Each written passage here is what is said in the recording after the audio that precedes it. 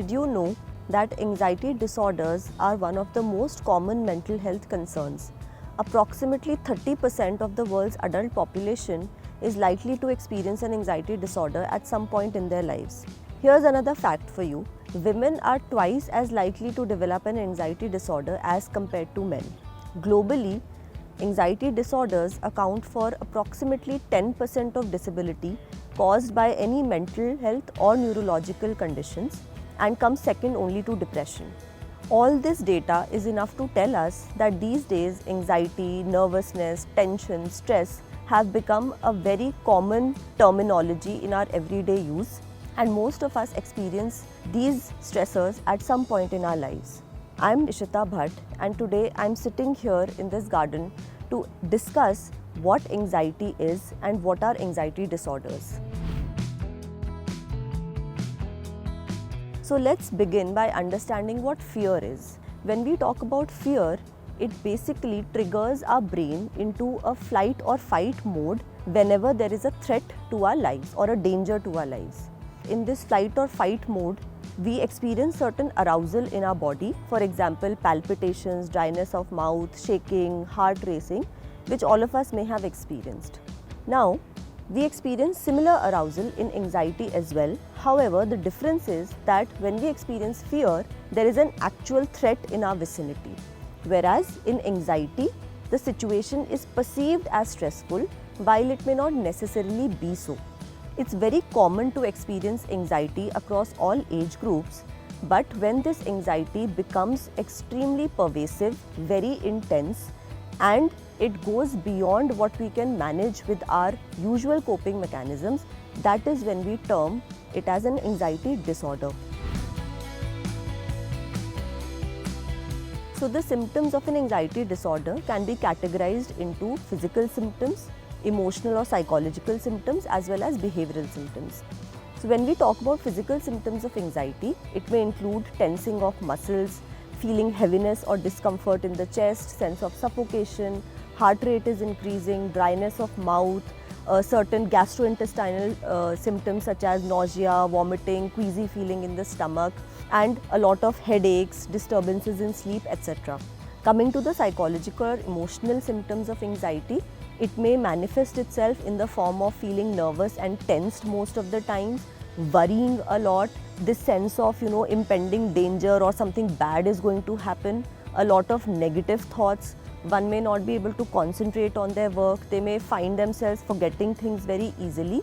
Along with it, certain behavioral symptoms are also seen. A lot of restlessness, fidgetiness, unable to sit in one place for a lot of time, pacing, nail biting, restless legs. Avoidance is a very, very important aspect of anxiety, which is commonly seen. So anything that is anxiety provoking for us, we tend to avoid it. Increase in substance use is also seen as a behavioral manifestation of anxiety. If one or both of your parents has had a history of an anxiety disorder, there's a 30% chance that you may also be vulnerable to it. Next, we talk about trauma or traumatic events. So people who have experienced some form of traumatic events such as physical abuse, sexual abuse, neglect, violence, accidents, these events either in childhood or during the course of our life tend to increase the probability of vulnerability towards developing an anxiety disorder. Stress is a very, very common factor in anxiety.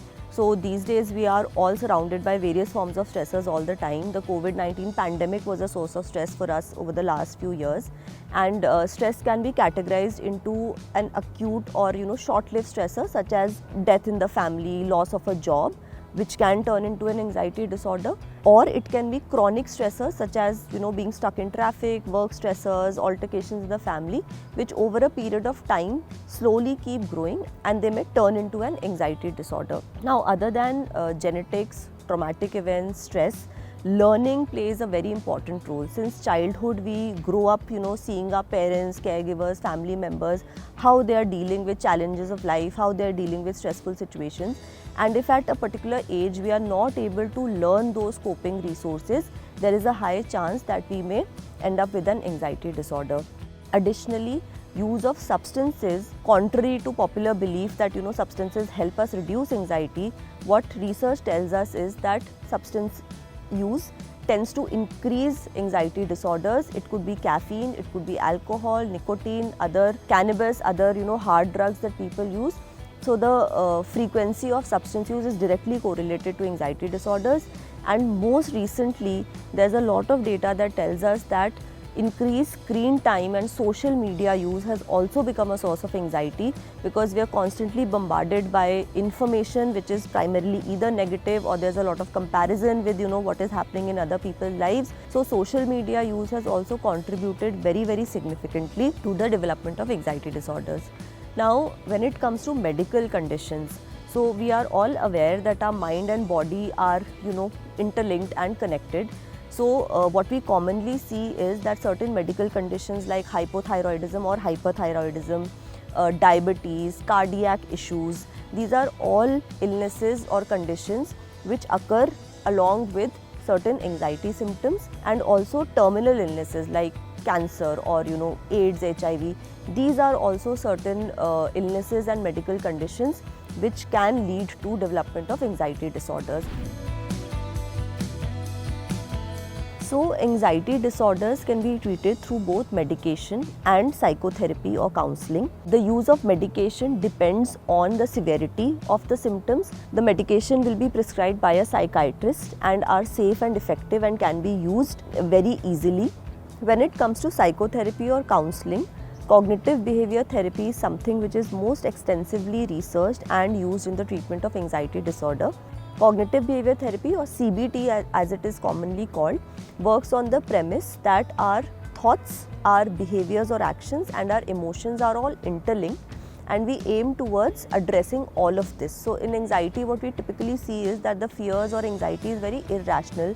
There are a lot of negative thoughts or anxious thoughts. There is physiological arousal, and CBT aims to intervene in all these fears by teaching certain relaxation skills to calm down the physical arousal, by learning how to modify certain irrational thoughts, and also learning certain coping strategies to manage our stressors better and use problem solving skills. Along with this, certain other therapies such as mindfulness are also used in managing anxiety. So like in most psychological conditions, prevention may not be 100% possible, but yes, when we looked at the risk factors or the causal factors, we talked about genetic implications, we talked about traumatic experiences, stressors, increased use of social media, substance use. So if we are able to limit all of these things to whatever extent possible, we will be able to prevent anxiety disorders. Along with this, one very important aspect is our lifestyle. Through regular exercise, through regular relaxation or meditation practices, practicing gratitude, practicing mindfulness, having a good work-life balance, these are all things that we can do to prevent the development of an anxiety disorder.